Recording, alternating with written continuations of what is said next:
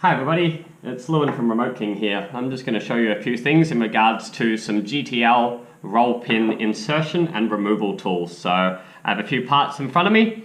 One of them is LT048. So this is LT048. It's primarily designed for inserting roll pins. There is one part of it that is actually a removal pin as well, but I'll explain that in a couple of minutes. We have over here, we have LT062. Now LT062 is designed for just inserting roll pins.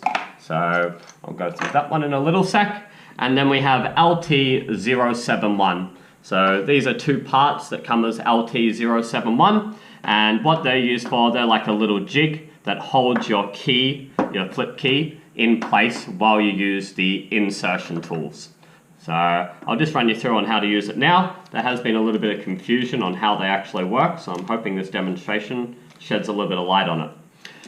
We have a KD, NB, MLT2, I believe this is off the top of my head. And we're going to be using this jig here because this jig actually has, for the key blank, it's a holder for the key blanks on the side.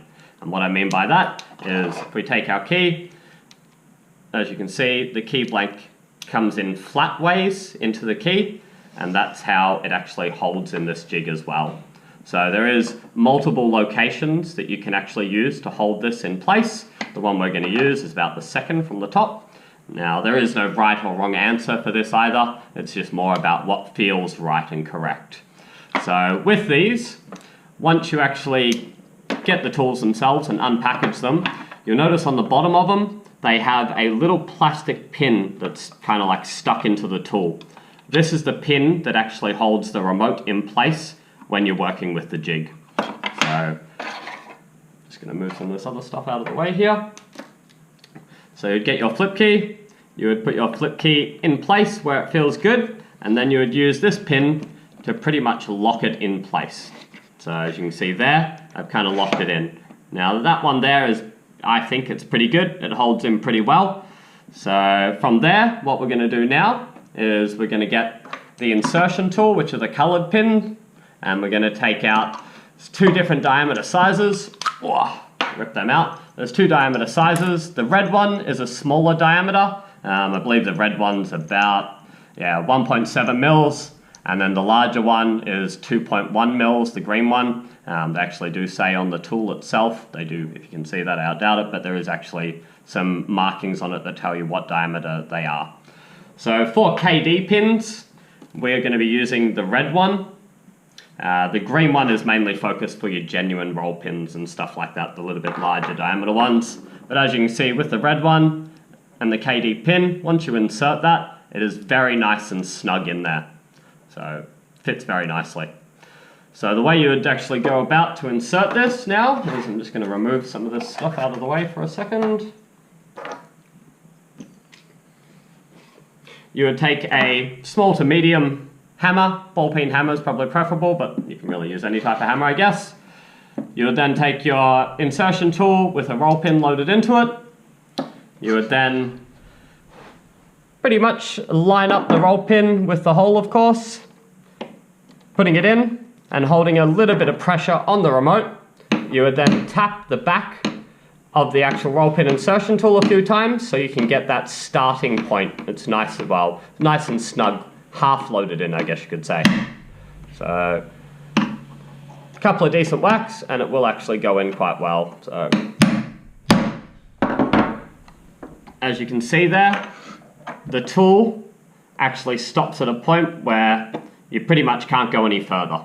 It's literally, we have a look very close, the actual part of the roll pin is inserted to the point where it is flush, the tool is flush with the actual flip part of the head there. So we'll now stop using this tool, we'll put that aside, and what we're going to do now to finish off the job is we're going to use the black kit and pull it apart. And then there's two dimension pins in here as well. There's quite a tiny dimension pin. That one is used for removing roll pins. And then there's a fatter dimension pin, which is used for finishing off the insertion of roll pins. So we're going to take that out now. Just going to point out as well, these kits do come with spare insertion or removal parts, and the beauty of these tools is they actually have an Allen key on the back of it, and literally if you bend or snap a part of it, you can just keep winding that Allen key more and more in to replace it. So you've got a fair bit of length there, so you should be able to really make top use of that tool. There's also the extra pins that come with it as well, so plenty of spare there. Just going to put all this aside quickly. So I now have the fatter one, which is the one we're going to use to insert. We're then going to take it, and we're going to place it over the roll pin quite nicely, and we're going to hold it in our hand so it doesn't move around too much. And then we're just going to give it a couple of decent knocks. And that should be all the way in. I'm just going to have a look. Yeah, that looks like that's all the way in there. So if I now take this out, as you can see, roll pin has been inserted quite nicely. So now, while we're here, we might as well show you how to actually remove the roll pin as well, using the same jig, and instead of using the fatter inserting part of the tool, we're actually going to use the thinner removal part of the tool. So this is the thinner removal part.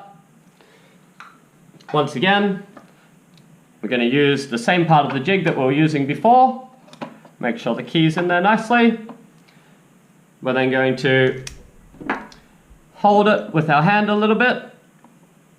Make sure you line up the pin correctly. And we're just going to give it a couple of nice knocks. As you can see, that's punched that all the way through, like so. And the beauty about this tool as well is that it doesn't knock it all the way out unless you want it to. So if you're just looking to get it out to the point there, you can definitely do that. Or if you want to extend this out a bit further, you can actually just keep winding this Allen key at the back, and it will actually keep extending out. So I'm just doing this with my finger just to show you as a demonstration. So that's actually quite long now. So as you can see, that will not quite surpass it. Just going to grab the correct Allen key for this and show you properly.